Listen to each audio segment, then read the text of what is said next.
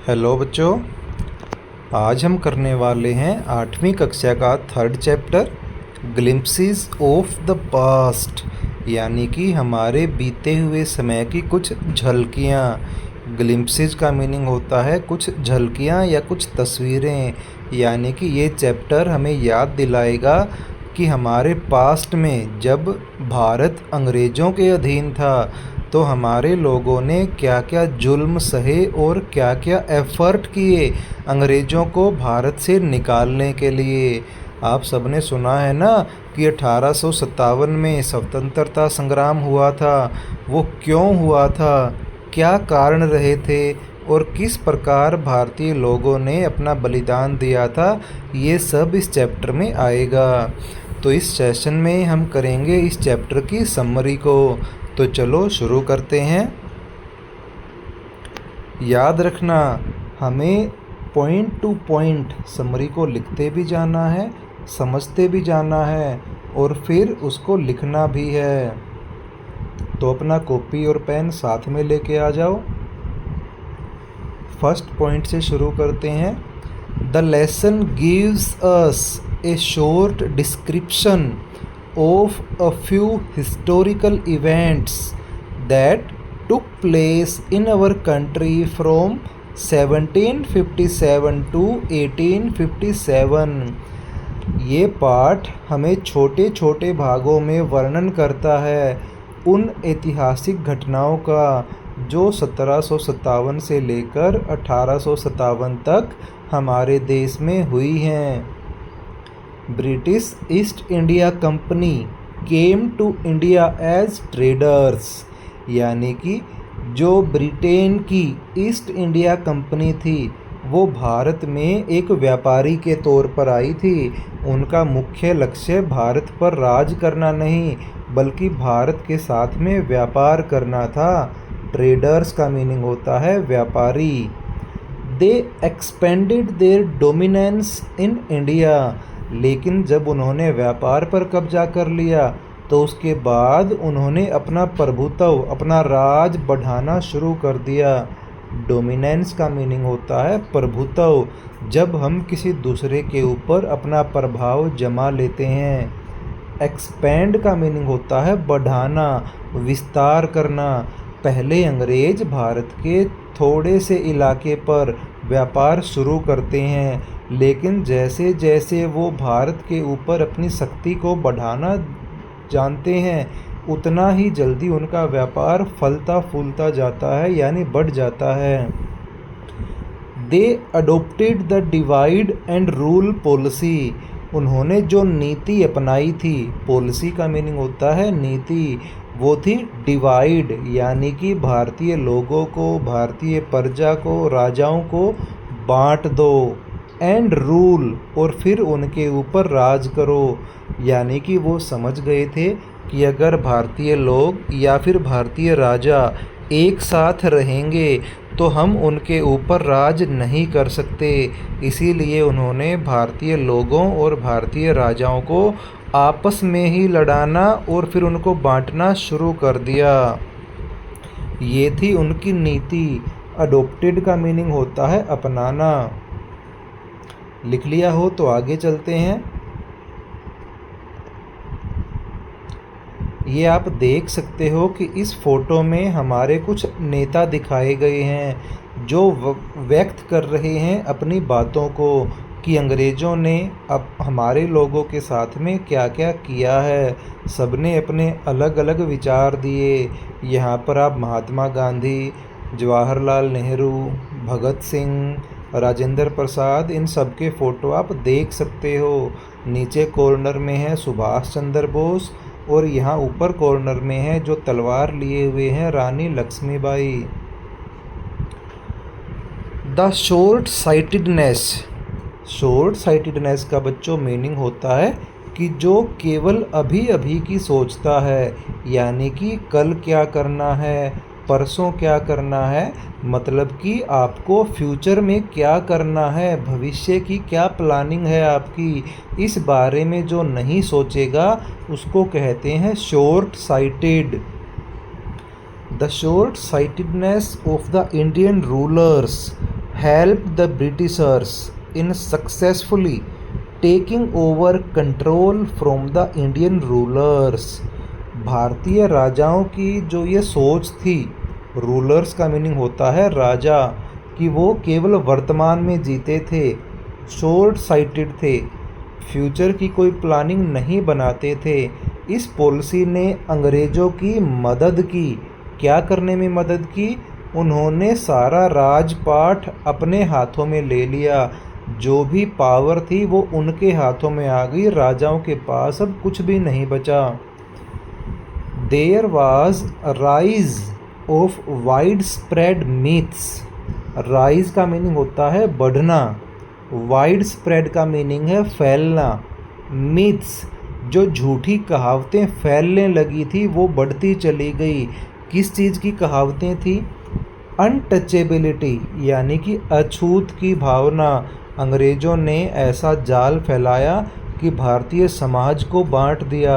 किसी को बोला कि ये नीची जाति का है, इसको छू नहीं सकते, ये पानी नहीं पी सकता। ऐसा कुछ उन्होंने लोगों को भड़काना, बांटना शुरू कर दिया। चाइल्ड मैरिज, बाल विवाह करवाना चालू हो गया था। होता तो ये पहले भी था, लेकिन विभिन्न समाज सुधारकों ने इसको रुकवा दिया था समय समय पर।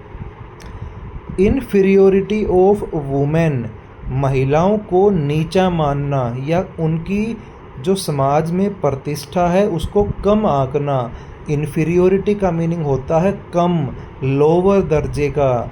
उस समय पर ऐसा माना जाता था कि इंसान के जीवन में या समाज में जो भी समस्याएं हैं वो सारी समस्याएं महिलाओं के कारण ही हैं।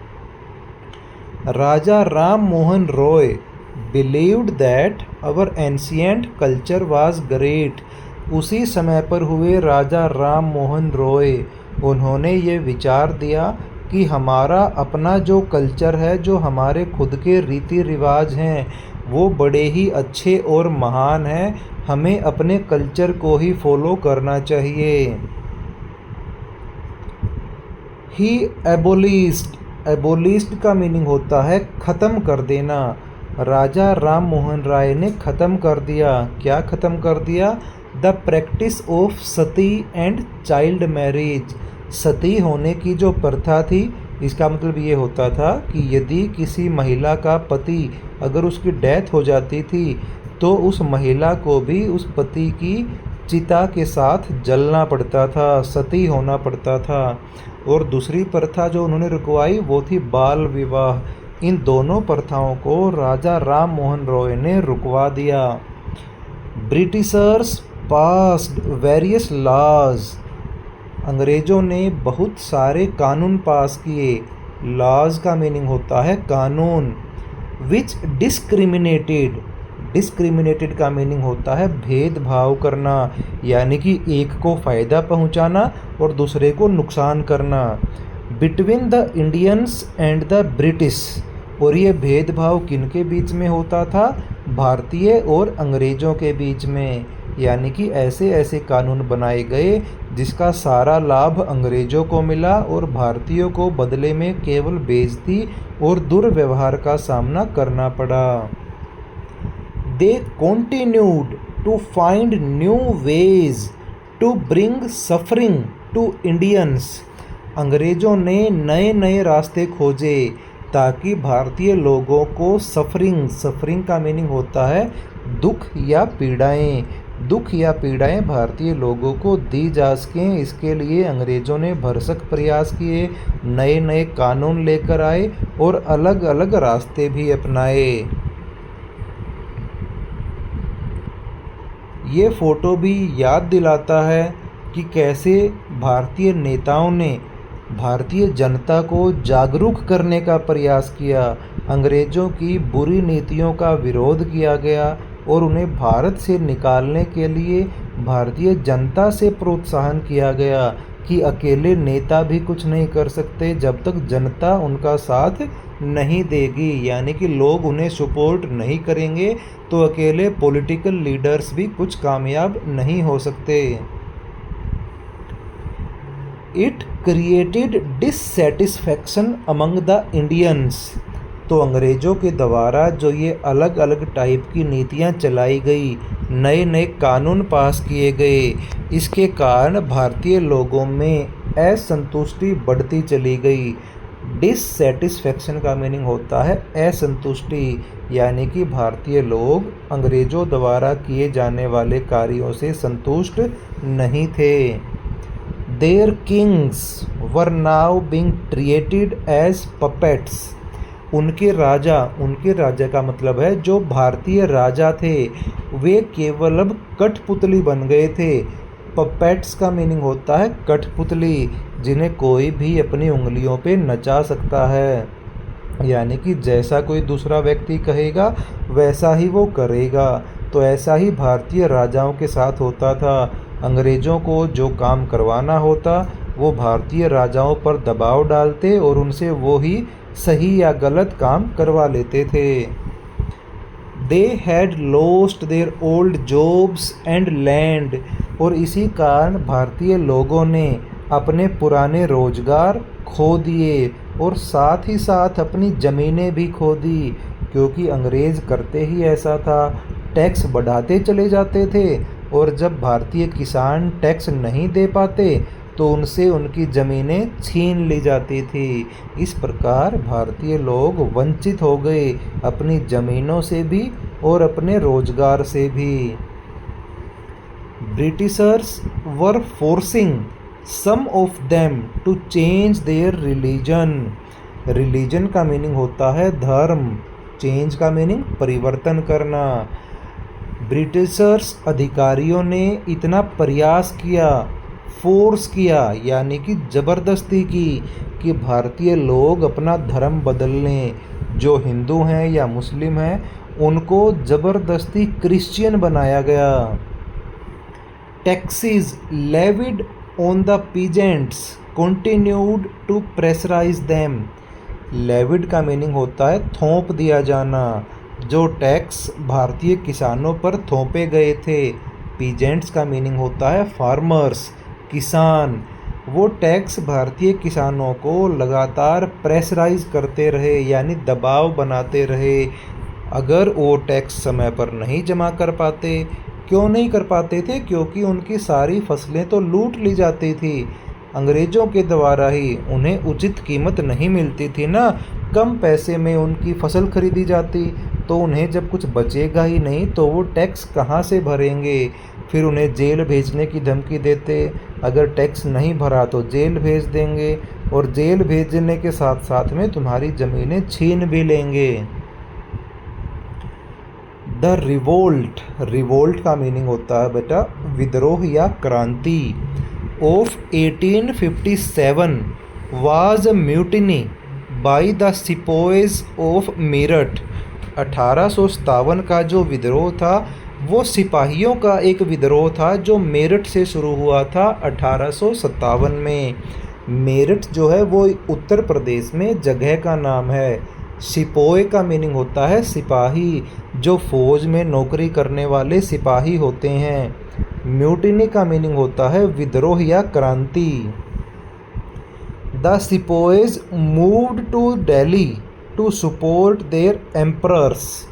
एम्परर का मीनिंग होता है किंग या राजा। सिपाही जो हैं वो उत्तर प्रदेश से बढ़कर चले गए दिल्ली की ओर। क्यों चले गए? क्योंकि दिल्ली में उस समय भारतीय राजा बैठते थे, बहादुर शाह जफ़र, उनको सपोर्ट करना था ताकि वो अंग्रेज़ों को भारत से बाहर निकाल सकें। इसीलिए सब सिपाहियों ने ये निर्णय लिया कि वो धीरे धीरे अंग्रेज़ों को रास्ते से हटा कर दिल्ली की ओर चलते गए। The freedom struggle began in the year 1857। आज़ादी के लिए जो ये संघर्ष था, फ्रीडम का मीनिंग होता है स्वतंत्रता, स्ट्रगल का मीनिंग होता है संघर्ष। ये 1857 में शुरू हुआ। पीजेंट्स यानी कि किसान, सोल्जर्स यानी कि सिपाही, रूलर्स यानी कि राजा, एंड अदर नेशनलिस्ट यानी कि जो दूसरे राष्ट्रवादी हैं, राष्ट्रवादियों में यहाँ आम जनता भी आती है और जो अलग अलग व्यवसाय या नौकरी करने वाले लोग हैं जो अपने देश के बारे में पॉजिटिव सोचते थे वो सब इसमें शामिल हैं। यानी कि इन सब लोगों ने, चाहे वो किसान है, सिपाही है, राजा है या भारत की बाकी जनता है, उन सब ने मिलकर के joined the common cause to drive the British out of the country। इन सब का एक ही लक्ष्य था कि उन्हें अंग्रेज़ों को भारत से बाहर निकालना है। इसीलिए वे सब इस क्रांति में शामिल हो गए थे 1857 की। उन्होंने भरपूर प्रयास तो किया लेकिन फिर भी वो अंग्रेज़ों को भारत से बाहर निकालने में पूरी तरह सफल नहीं हो सके। इस प्रकार ये चैप्टर हमें कुछ झलकियाँ दिखाता है हमारे पास्ट की, कि कैसे ब्रिटेन के अधिकारियों ने भारतीयों का शोषण किया, चाहे वो किसी भी वर्ग से संबंधित रहे हों, किसान हों, कलाकार हों, हस्तशिल्प हों या चाहे वो सरकारी नौकरी करने वाले हों, फिर चाहे वो फौजी या सिपाही ही क्यों ना हो, सबके साथ बुरा बर्ताव किया जाता था। बस उस बुरे बर्ताव को करने के तरीके अलग अलग हो सकते थे, लेकिन भारतीय लोगों को जैसे तैसे करके दबाते चले गए और खुद फ़ायदा उठाते चले गए। यही तो अंग्रेज़ों की नीतियाँ थी कि भारतीय लोगों का धन लूटते जाओ और ब्रिटेन में लेकर चले जाओ। तो बेटा ये थी इस चैप्टर की समरी। आई होप कि आप सबको अच्छे से समझ आई होगी। अगर कोई पॉइंट आपसे छूट गया है तो आप सेशन को दोबारा देख सकते हो, और जिसने लिखा नहीं है उसको मैं बता दूं कि आप वीडियो को दोबारा देखो और समरी को पूरा अपनी नोटबुक में लिख लो ताकि रिवीजन करने में आसानी हो। Thank you.